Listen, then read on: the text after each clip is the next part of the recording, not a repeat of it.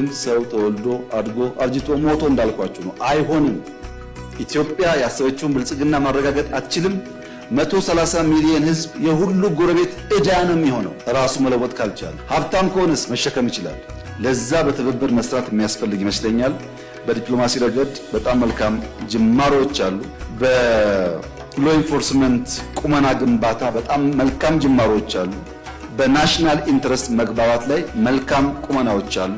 እነዚህ ጉዳዮች በጊዜው ፍሬ ያፈራሉ የሚል እምነት አለኝ። ለዚያ በትዕግስት በጥበብ በማስተዋል ኪሳራ፣ ግድያ በቀነሰ ባላስከተለ መንገድ በሰላማዊ መንገድ ለመፍታት ይሞከራል።